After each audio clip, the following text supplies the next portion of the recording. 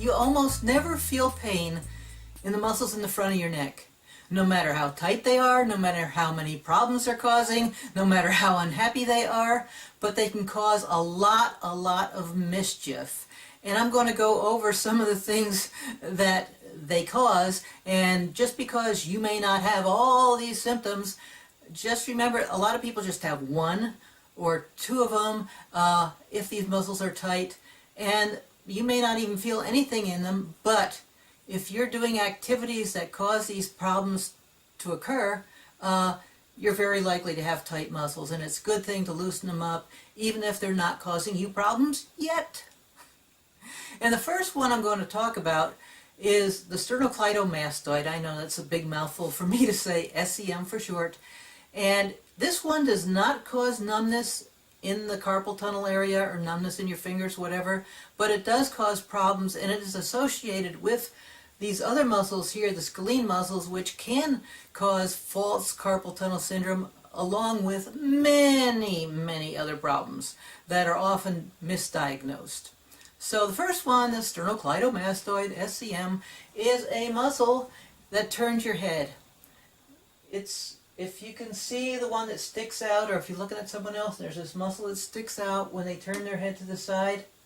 It goes from the sternum and the collarbone, kind of the edge of there, sterno meaning the sternum, and cleido, the collarbone, just to the edge of that, and it goes to the mastoid muscle way back up there below your ear, and it's attached to the jawbone there.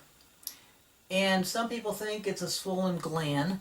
If you touch your muscles down here by your collarbone and turn your head, you'll feel that thing just contracting as you turn your head. And same as up here by the bottom of your ear, top of your jaw, upper end of your jaw. And some people think that's a swollen gland, but if you're turning your neck and you feel the muscle contract and uncontract, you know, whatever, that's not a swollen gland, that's this muscle. And what can it do when it's unhappy? Well, as I said, it's a turning muscle. The muscle on, for example, the left, which I don't know which side you're looking at here in the camera, but it will turn your head in the opposite direction that it is. So this muscle here will turn my head that way, and it'll work with the muscles on the opposite side in the back, the trapezius muscles. So what can this muscle do that's so terrible? Well, a common thing that it does is cause jaw pain. If you have TMJ, if you're grinding your teeth, oftentimes, very oftentimes, this muscle is involved. If you have headaches, whether they come and go or not, in the front of your head up here, sometimes on the top of your head, sometimes right behind the ears, this muscle. Occasionally they cause earaches, and I've even heard it documented that in some person they caused total hearing loss, and that, but working on these muscles regain their hearing, which is quite freaky actually. Other things they can do, if you know someone who has sinus problems, but they don't show up in a medical test, or no medicine helps, oftentimes it's this muscle, because it won't show up in a blood test. Often doctors are not looking for tight muscles as a cause of sinus problems. One of the more common problems of tight muscles here in the sternocleidomastoid is turning of the neck. If your neck is stiff in one of these directions, this is a very likely cause. Another problem they can cause is dizziness or vertigo. Another thing they can cause is a dry cough. If you're coughing but there's no phlegm, there's nothing coming up, but it's just a dry cough, probably this muscle. And what causes these muscles to be tight? Well, a common thing is whiplash.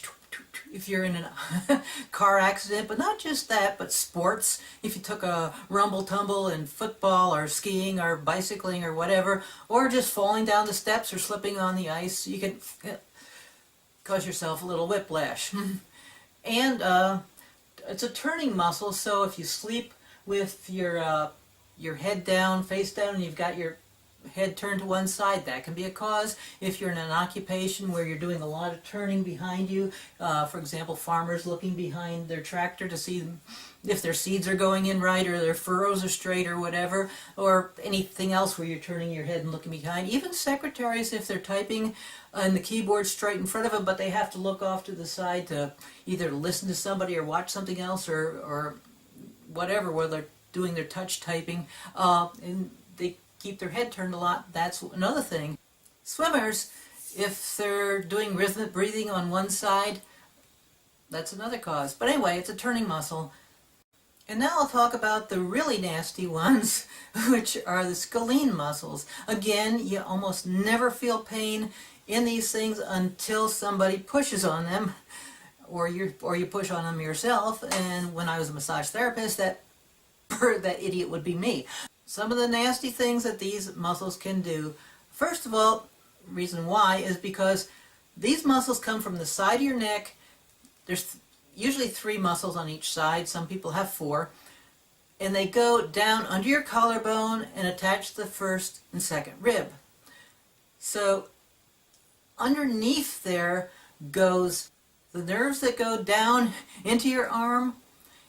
Also, they innervate the shoulder as well. The blood supply for the shoulder and the arm and the fingers, and the vein that brings the blood back. So if there's any constriction in any one of those, you're going to have problems. So a very common misdiagnosed thing for false carpal tunnel syndrome is tight muscles of the scalenes. Also, because they can constrict the vein, they can cause swelling in the hand. And that can lead to false readings if a nerve conductivity test, because the blood supply is sluggish, there's swelling in the hands, and that causes increased volume in the carpal tunnel, and that can lead to false readings as well. They can pinch off the blood supply, the artery going into your shoulder and the arm, which causes weakness, causes cold fingers, and these muscles, the scalenes, can cause shoulder pain, they can cause pain in the arm, pain in the wrist, pain in the fingers, numbness, you name it. They can do it. Among the other nasty stuff they can do is they can cause pain in the front of the chest.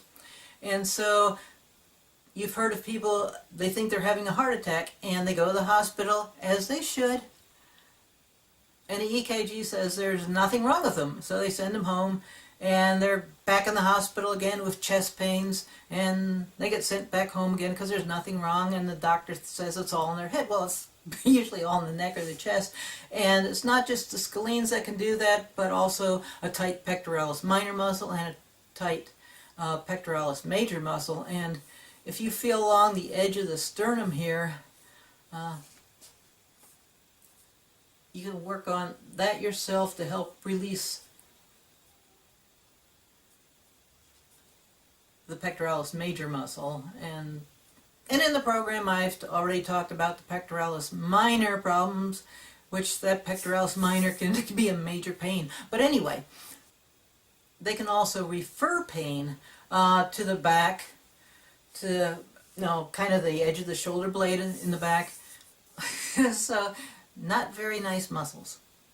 So what causes the scalenes to be tight? Well, again, whiplash is a big one from falls and tumbles and car accidents and whatnot. So a big cause that didn't even exist when I started making these videos back in 2009 is tablets. They didn't exist then. These things have great technology. I'm not disputing that. The technology is amazing what these things can do. But you've got an epidemic of problems coming up in the future of more and more people having problems in the front of their neck because, or actually the whole neck, because their head's down so much. Looking at smartphones, looking at tablets, looking at PCs, not so much PCs, but laptops. Anytime the keyboard and the screen are close together and you're looking down on them, these poor muscles get shorter and tighter. And the muscles in the back of the neck, they have to compensate for the gravity because your neck is not centered and your head weighs about the same as a bowling ball. So I forget the exponential amount of pounds you're putting on your neck by having a head forward. And these muscles in the back of your neck have to be constantly working. And in order to compensate themselves for constantly working, they start getting knots, and the knots shorten up or tighten up the muscles in the back so they don't have to work so hard. So that's causing you pain in the back of the neck. So you feel the pain in the back of the neck, but you don't feel the pain in the front of the neck.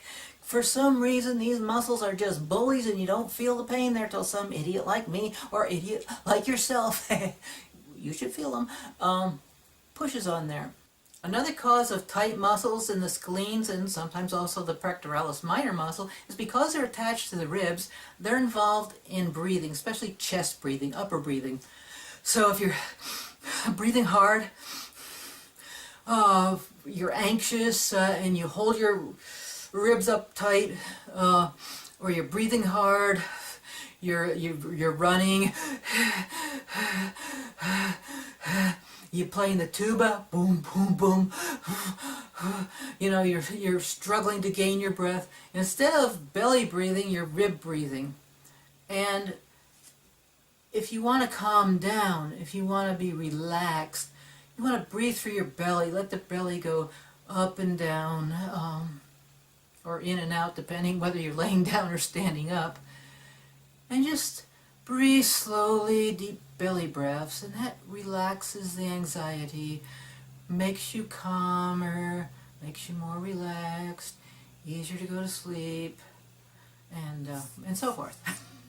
If you've been diagnosed with thoracic outlet syndrome, that's almost always the scalene muscles. It can include the pectoralis minor muscle too, but definitely the scalene muscles.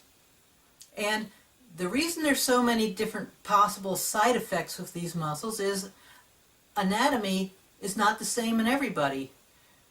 Anatomy varies. For example, one person might have 3 scalene muscles on each side, another person might have 4, but also the way that the blood vessels and the nerves go. For example, picture your nerves as being like electric wires, and picture your blood vessels as being like little hydraulic tubes. And if there was a mechanic that could take these parts out and put them back in, chances are they wouldn't go back in exactly the same way, even if they function the way they should. So when these muscles are tight and they pull up on the ribs, they can be affecting different people differently. And a lot of massage therapists never learn about the mischiefs that the scalenes cause. In fact, they might not even be taught how to work on the scalenes. People are afraid of the front of the neck because there's jugular veins and carotid arteries, but it's really pretty safe because in between the 2 sternocleidomastoids, there's a triangle here, which that's where you don't want to be. But the scalenes are outside of that. And in the next video, I'll tell you how to work on those scalenes, how to work on the sternocleidomastoids, and do it safely. And you may be amazed at what a difference it'll make.